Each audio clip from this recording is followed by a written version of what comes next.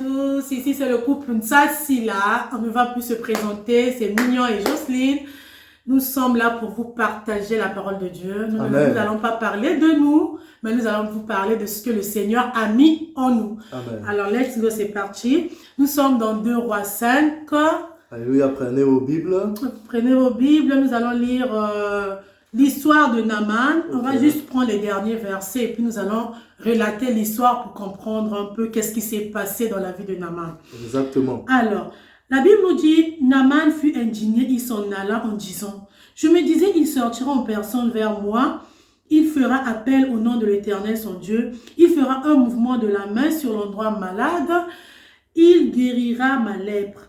Les fleuves de Damas, l'Abana et le Parpar ne valent-ils pas mieux que tous les cours d'eau d'Israël?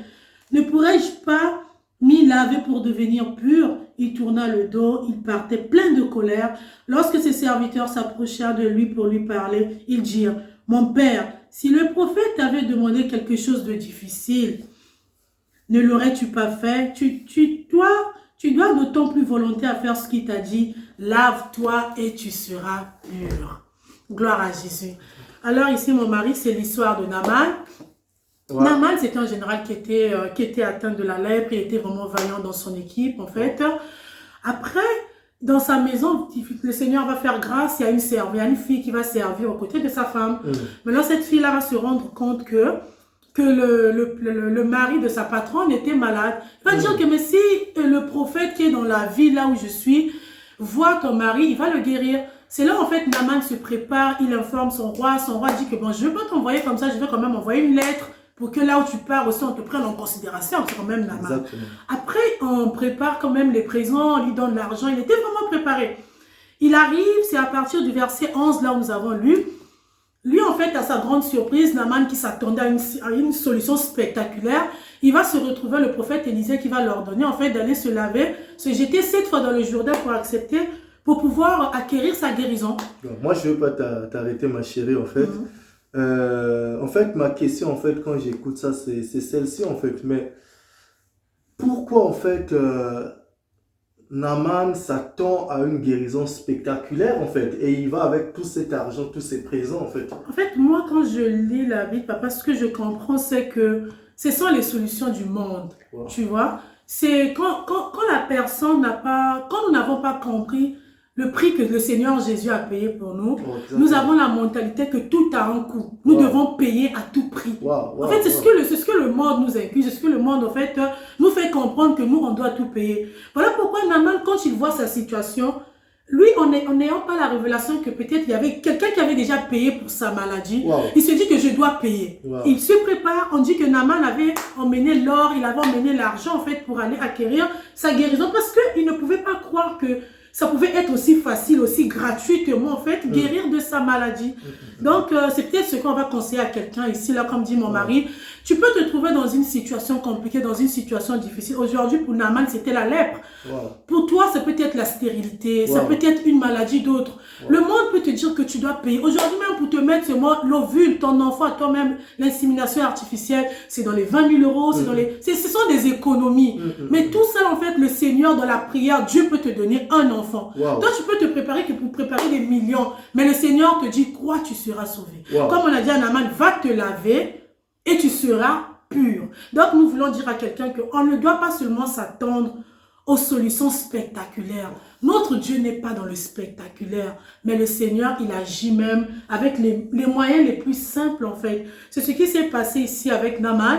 Du coup, lui, il était furieux. Il était furieux, il s'est dit que moi, je m'attendais qu'il puisse sortir, me poser la main, dire quelque chose, en fait, faire quelque chose pour montrer que je vais guérir. Mais il me demande d'aller me laver dans le Jourdain. Est-ce que je serai guéri? Tu vois? Là, en fait, je vois en fait un truc, en fait, c'est comme si quand, en fait, nous, on a besoin de quelque chose, on veut quelque chose de Dieu, C'est comme si on avait déjà une manière dont on s'attendait qu'il va résoudre en fait le problème en fait. Amen, papa. Ce que tu dis là, c'est vrai en fait, parce que nous, quand nous avons des problèmes, c'est comme si toi, tu attends que Dieu agisse d'une manière que toi, tu l'attends. Mais nous, on ne peut pas déterminer la manière que le Seigneur va agir dans notre vie en fait. Parce que comme lui, tu vois, il compare même les eaux de son pays. Il dit que, oh, il y a le fleuve dans mon pays qui sont plus grands en fait qu'Israël. Donc, qu'est-ce qui change quoi? Voilà, genre, qu'est-ce qui change? Est-ce que je pouvais pas me... En plus, tu vois même la différence. Il dit carrément qu'il y a des fleuves qui sont plus grands que ces cours d'eau. Tu vois, le Seigneur choisit même la simplicité. Là-bas, c'était des fleuves. On l'envoie carrément dans un Jourdain. On peut dire peut-être un petit lac qui n'avait même rien de comparable au fleuve qui était... En fait, le Seigneur utilise le sol simple pour manifester sa puissance.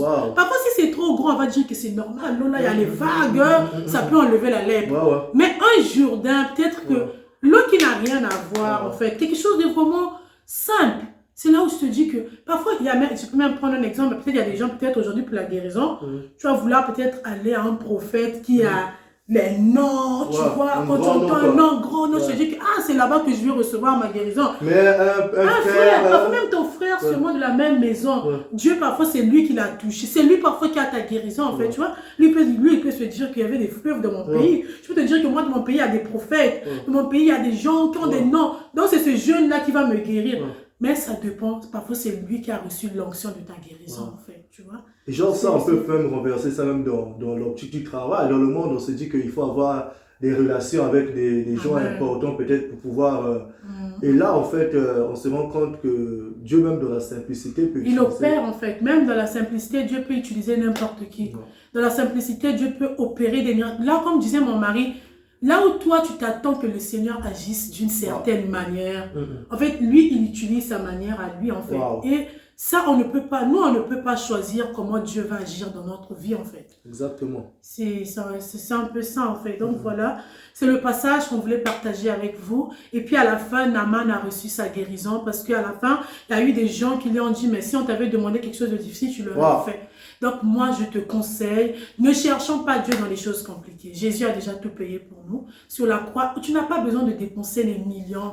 Ne te prépare pas pour dépenser toute ta fortune pour recevoir la guérison, pour avoir des enfants. Mis toutes tes forces. Voilà, mis toutes tes forces. Tes pensées, en fait, qui peuvent amener le stress, voilà. les choses, en fait. Amen, papa. Mais de croire seulement et de recevoir la guérison dans le Seigneur. Mais une chose aussi qui est intéressante là que je veux te poser la question, mais les gens qui sont autour de nous, ils sont aussi importants dans nos décisions par rapport à l'histoire. Parce que j'ai vu que Naaman, il y avait des gens qui étaient quand même autour de lui, qui l'ont peut-être quand même aidé peut-être en quelque sorte, je sais pas. Moi je dirais que les gens autour de nous aussi, ils peuvent être avisés à un certain moment en fait. Parce que dans la situation de Naaman, ce sont ses serviteurs qui lui ont dit, mais s'il t'avait seulement demandé quelque chose de difficile, tu l'aurais fait. Donc parfois en fait, même si tu es dans ta colère, lui il était supérieur. Mais à ce moment-là, il a écouté ses serviteurs. Donc, malgré le fait qu'il était plus grand que eux, malgré le fait qu'il était plus grand, mais il a quand même écouté en fait. Donc du coup, ça ne veut pas dire que parce que toi tu es supérieur, que tes subalternes n'ont pas raison sur certaines choses. Il faut avoir quand même l'humilité de comprendre ce que les autres disent aussi.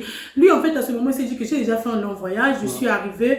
Les autres aussi lui ont raisonné en lui disant que bon, si tu avais demandé quelque chose de difficile, tu l'aurais fait. Donc ça veut dire que fais ce qui est plus facile en fait. Va te laver et là tu vas voir que même la personne, il a pris carrément autorité. Lave-toi et tu seras pur. C'est carrément l'impératif en fait. Il dit même pas s'il te plaît, va te laver. À un certain moment, même la personne qui est à côté de lui a compris qu'il y avait peut-être un esprit en Naaman qu'il fallait dominer en fait. Tu vois, il dit carrément lave-toi et tu seras pur. C'est là en fait lui il prend conscience carrément et il obéit et il reçoit sa guérison en fait. Donc les gens qui sont autour de nous peuvent être une bénédiction quand on doit prendre une décision. Tout ce que les gens nous disent que ne sont pas mal, mais on doit discerner ce qui est bien et faire la volonté de Dieu en fait. Afin d'accepter. Amen. Être vraiment humble, ça c'est vraiment important. Donc voilà, c'est ce qu'on avait à vous partager en couple. Très bon passage. Que le Seigneur vous bénisse et le Seigneur vous fortifie.